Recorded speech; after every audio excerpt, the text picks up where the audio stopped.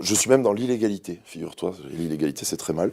Parce qu'en France, tu n'as pas le droit d'acheter de céréales si tu ne passes pas par les coopératives. Tu fais de la filière courte, ok. Voilà, non, non, mais je l'explique, je l'ai déjà dit, si tu veux, c'est pas un secret, moi je m'en fous. Il y a des choses, quand ça n'a pas de sens, je l'assume publiquement. Tu n'as pas le droit d'acheter des céréales sans passer par des coopératives. Les semences, c'est quelque chose d'extrêmement tenu, alors que ça n'a ni queue ni tête, que ça existe. Et donc, en fait, mon voisin, qui a les terres autour de mes bois, étant bio aussi, me produit l'aliment, et je le lui achète directement, donc ça passe de son champ à mes silos. Et on a choisi de ne pas suivre les cours, mais de se mettre à prix fixe sur 5 ans, de manière à ce qu'on puisse vivre tous les deux et qu'on ait un prix cohérent. Donc, moi, je ne suis pas impacté par ça, mais la vraie détresse, en fait, au niveau de l'aliment, il n'y a même pas tant d'augmentation, c'est plus presque l'inverse, parce qu'en fait, les cours sont extrêmement bas, et c'est plus pour les producteurs de céréales que c'est super dur, parce qu'aujourd'hui, tu vends tes céréales à perte. Parce que le coût de production est supérieur au prix de vente. Parce que on t'inonde le marché avec de la céréale ukrainienne notamment. Je te parle même pas de ce qui arrive d'Amérique du Sud, et qui arrive déjà, hein, parce qu'on parle du Mercosur, mais les paquebots de céréales et autres OGM qui arrivent d'Amérique du Sud dans nos ports français, c'est tous les jours.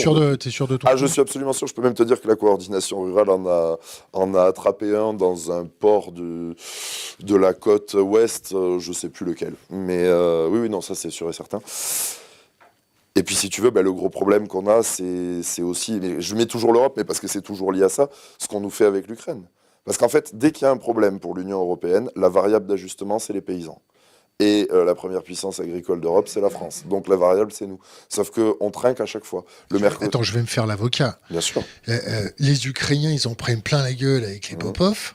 Ils se retrouvent sous les bombes, sous les drones, sous les machins, et ainsi de suite. Leur économie est en train de se vautrer. L'Union européenne ouvre ses marchés pour les aider.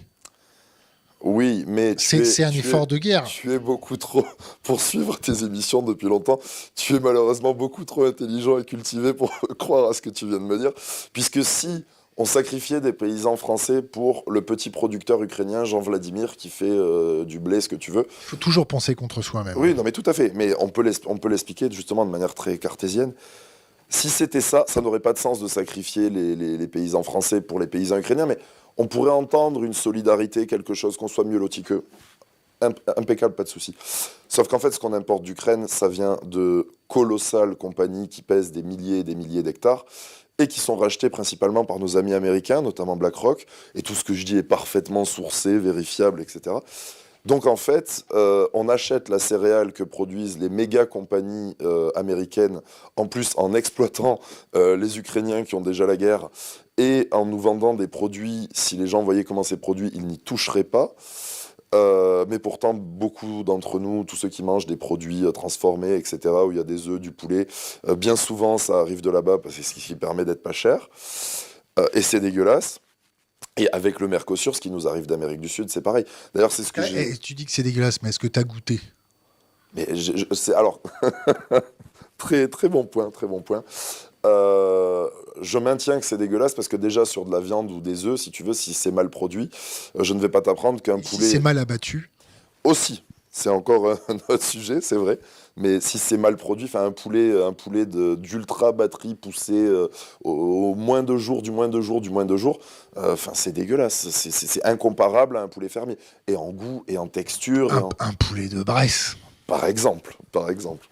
Donc, du coup, je perds le fil. Donc les importations qui vont Oui, mettre... voilà, le Mercosur, si tu veux, c'est ce que j'ai pu dire à notre bien-aimé Raïs quand je l'ai rencontré, qui nous expliquait Tu parles de notre leader charismatique et lumineux solaire, exactement Emmanuel Macron? le fameux Emmanuel Ier. Oh. Euh, Attendez, et on va faire une petite seconde de vénération ensemble. euh, Une deuxième pour son ministre. ah non, Bruno Le Maire, ah Bruno Le l'expert, Maire, ah l'expert Bruno, en ah ouais surface Bruno, Bruno, agricole. oui, Bruno, je la fais avec toi. Non, si tu veux, c'est qu'il a commencé à essayer de nous expliquer au début, non, mais le Mercosur, c'est pas encore signé. Et je lui ai dit, mais monsieur le président, il y a JBS, qui est une énorme multinationale brésilienne de la viande, qui a même bouffé le marché nord-américain, c'est dire quand tu bouffes les Américains chez eux, comment tu pèses, qui a publié sur toute la presse internationale le fait qu'ils avaient déjà signé leurs accords commerciaux en Europe. Donc c'est quand même compliqué quand une société qui pèse des milliards et des milliards et des milliards joue à communiquer dans la presse internationale de nous dire que le Mercosur, et puis au final il nous a avoué déjà qu'il était totalement pro-Mercosur, mondialisme, libre-échange, etc. Que c'était une chance et qu'on allait sauver notamment la viticulture avec ça. Quand tu sais que le monde agricole, en fait, au niveau de la viticulture, ils font partie des plus sinistrés en France actuellement. C'est-à-dire que les viticulteurs, on ne leur propose aucune solution structurelle. Alors quand je dis ça, c'est des mots peut-être durs à comprendre. Ce que je veux dire par structurel, c'est-à-dire de restructurer l'agricole pour proposer des nouveaux débouchés, des nouvelles solutions, quelque chose, une vision à long terme. Tout ce qu'on propose aux agriculteurs aujourd'hui qui sont en viti et qui crèvent, c'est un plan social, c'est-à-dire une prime à l'arrachage. Ils arrachent leurs vignes et puis après, soit ils abandonnent leurs terres, soit ils font autre chose. Voilà.